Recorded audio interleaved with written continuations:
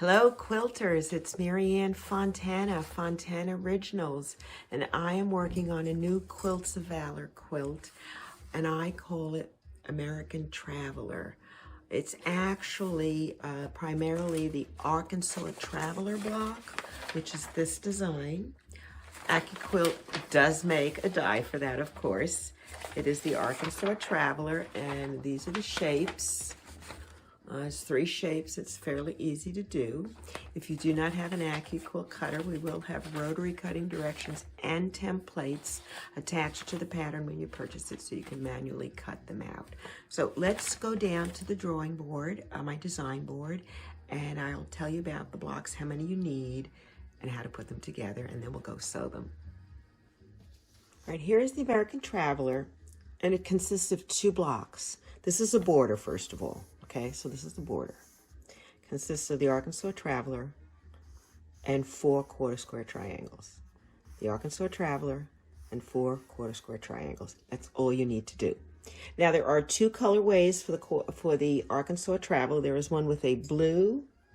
Let's look. There is one with a blue, what I call inset. You know, the points, and you make 5 of those. And these are 12-inch finished blocks. And then there is one with the red pieces, and you make 8 of those. Again, everything finishes at 12 inches.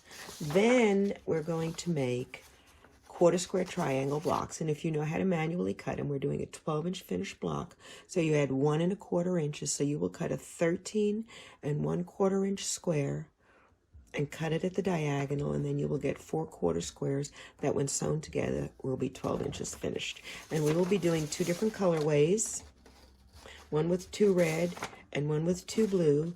And then, as I showed you before, the border has gold, but they're the exact same size quarter square triangles. This is the finished Arkansas Traveler block. I've sewn it together, and this has the blue points. And as I said, we will make 5 of those. So these are made. I always make 1 test block first. And just as a tip, never cut all your fabric out until you make 1 test block. So here is my test block for my Arkansas Traveler with the blue. And I have my loose pieces, and I will show you how to sew them together on the machine. It's actually 4 quadrants. There's 1, 2, 3, and 4. So we'll sew it in 4 sections. The last thing are the quarter square triangles. And as I said, to get a 12-inch quarter square triangle, you need to cut 1 1/4 inches larger, which would be 13 1/4 inches. And then you will just simply take your rotary cutter and carefully cut from point to point and point to point, and then you will have 4 quarter square triangles.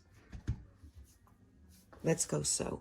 In order to sew this block together, and this is all straight seams, the first thing I'm going to do is sew a gold diamond and a blue diamond together, and then a white and a gold diamond together. And I'm going to do that 4 times because they're identical all the way around.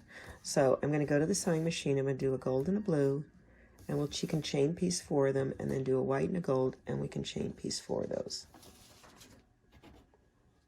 So here's my blue and my gold. And if I am looking at my diagram, my blue, let's do this one right here. My blue and my gold should look like this. So if I flip it this way, this is my sew, and I can just turn it. So if you have the AccuQuilt, the pieces line up perfectly. If not, you will have points. Make sure whichever way you've cut them, you have your foot pedal on the fabric when you start to sew. I just find it's less likely to eat your fabric.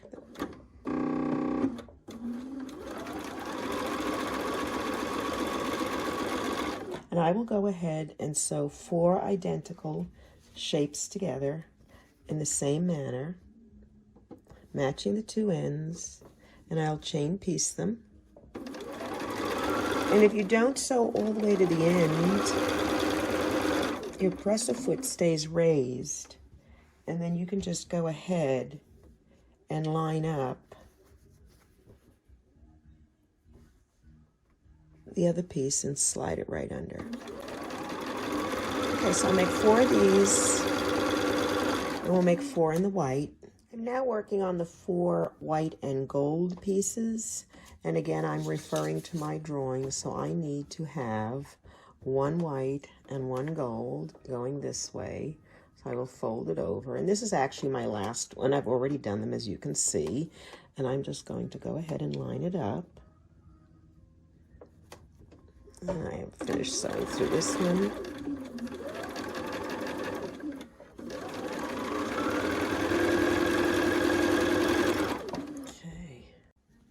Here are the 2 halves I've done, and I finger press them. I always finger press to the dark side. I don't pin. I just find in many cases it's really not necessary. Anyway, we now want to sew to the 2 sets together so we form these diamond shapes. And you notice the blue will be in the center, and there's a gold on either side and a white. So they need to be top to bottom, and just you can check them, and there's the gold on the 2 sides and top to bottom. So we have them correct, and I'm going to flip these over. Because if I flip them all over, the chances are really good that I will continue to sew them together correctly. And I'm going to match up one end and the other end. But my most important part is this cross seam. I want to nail that seam in the middle.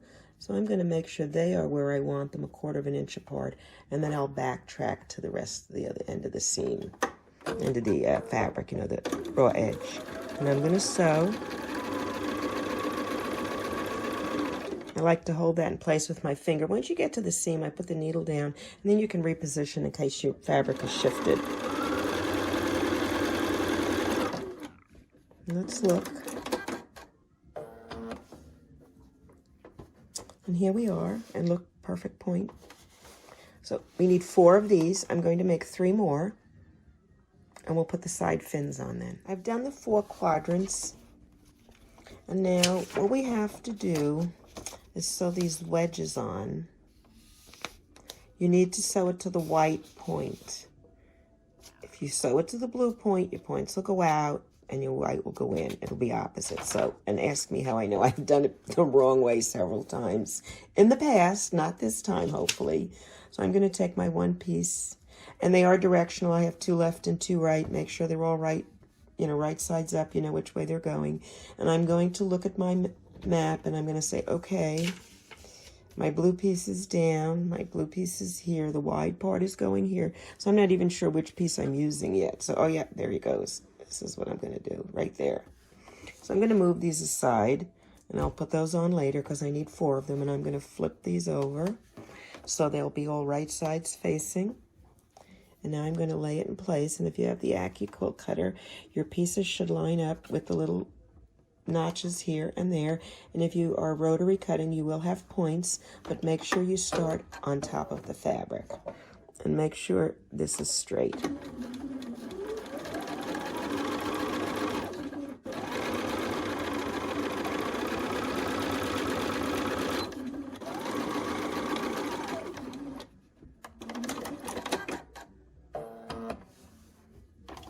Okay, cool. Now that is the 1 wedge, and in this case I will push it out, and I just use my finger. And so that's half the wedge. Now we're going to flip it over. Now I got to take these away. Now normally I would be doing 4 at a time, but I just want to show you how to do the 1. Okay, and I'm going to again match it up like this.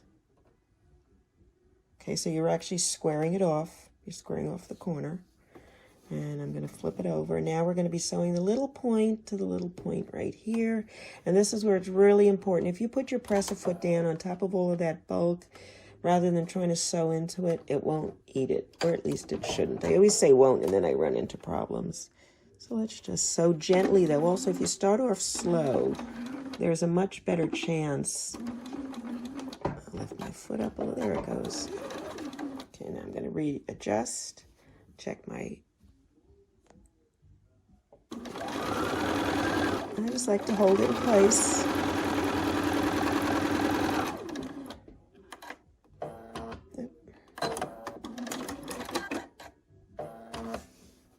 There you have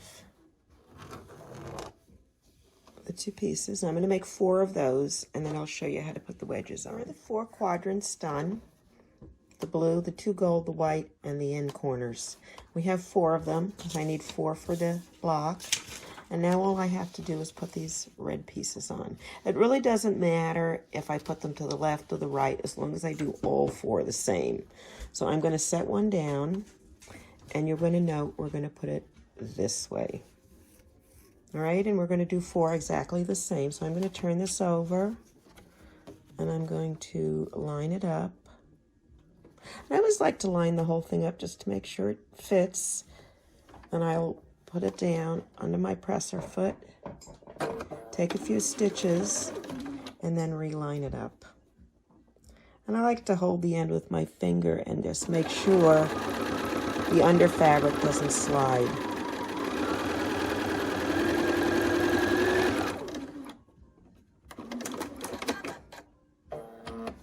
And in this case, I'm going to press it all, finger press again, my finger, and I'm going to make 4 pieces that look like that.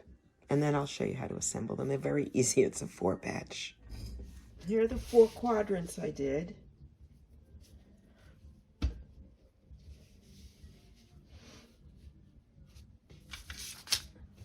And this has the red bar, and you'll make 8 of these. There's your block. The easiest way to sew it together is do it 2 pieces, then 2 pieces, and then sew the 2 together. And that's together like this. And the only thing I really need to be concerned about is that I've got this pushed down pretty well. I haven't pressed it. I'm only finger pressing. I find it works well, especially since sometimes I don't know really which way I need the seams to go. It's just a little helpful for me, quicker way.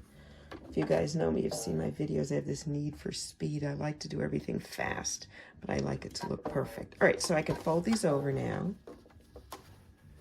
And I'm going to sew along the one side, matching these up. And I'm really going to just take a look at where these corner pieces end, because I really want to get that pretty clear. So I'm going to hold this piece, and wherever this lays is where it's going to be. Even if it's not exactly lined up, I don't care, as long as my other part is. And I'm going to tug this just to make sure the fabric doesn't migrate. Give the other side a little tug just there. Holding my finger in place. Don't sew your fingers. There you go, right into the end. I think the biggest mistake beginning sewers make is that they zoom off in one direction when they get to the end, because it's like, oh, I'm done. And then there you are. Now, if you'll notice, the point is here. This is like a gap, but when you sew that other side in, that 1/4 inch will be taken up and your point should work. All right, I'm going to do the other side. I'm going to make sure I have my seams folded down.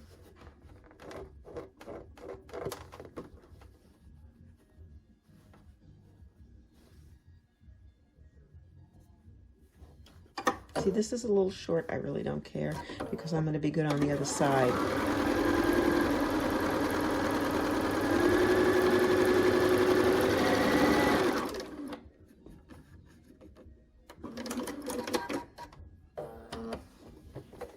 There we go, and I'm going to just put the 2 together, pushing the seams in opposite directions. I'm going to match up my points. See that little seam right there? Can you see that?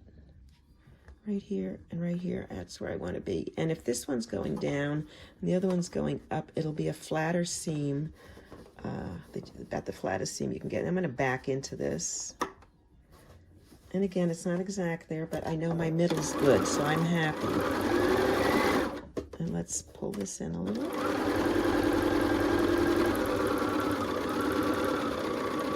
Right there, I stop right at that point where the seam is, and I'll tug my other side just a little. Make sure it's straight. And you may have to give this a little help over the bumpy part. Make sure it's lined up.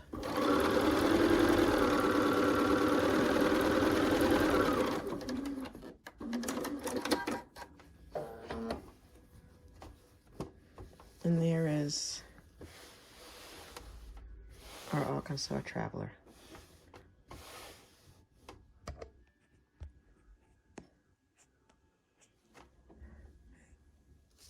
So the Arkansas Traveler with the red, make 8. The Arkansas Traveler with the blue, we make 5. The entire rest of the quilt consists of quarter square triangles. Now, why a quarter square triangle?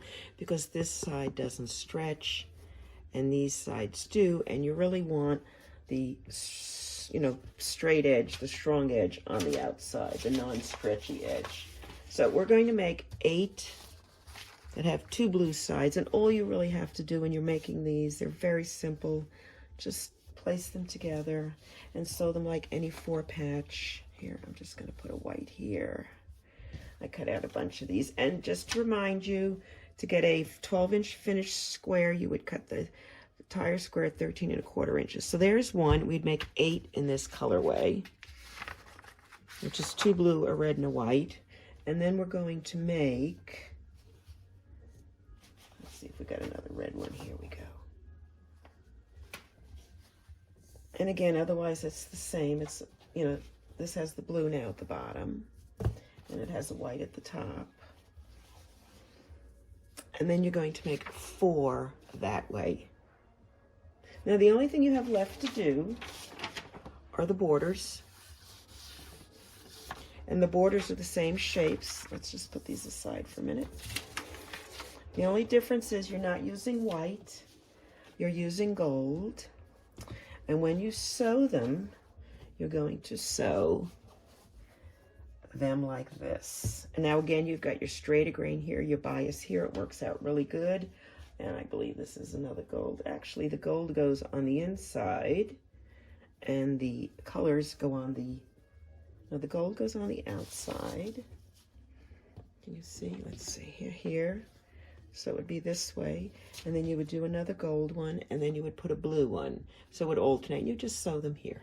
And then you sew them on like borders, and there's squares in the corners. The pattern has it, but those are all the pieces that you need for the American So that's Traveler. The final quilt, the American Traveler, and it does use the Arkansas Traveler die from AccuQuilt, item number 55558. And again, there is manual cutting directions in the pattern if you still like to make the Quilts of Valor quilt to donate to a veteran or your local chapter. All of the patterns that I offer for Quilts of Valor are available for sale on Etsy.com, on my shop, Fontana Originals. All the patterns cost $8 each, and 20% of the proceeds of the sale of each pattern, which is $1.60 per pattern, is donated back to the Quilts of Valor Foundation at the end of the year. So why don't you, if you buy a pattern, we'd appreciate it. You can take most of the information from the video if that's more economical for you. Either way, make a quilt for a vet, support your vets. They keep us safe and protected. So thank a vet the next time you see one. If you can, make a quilt for a vet, and happy quilting.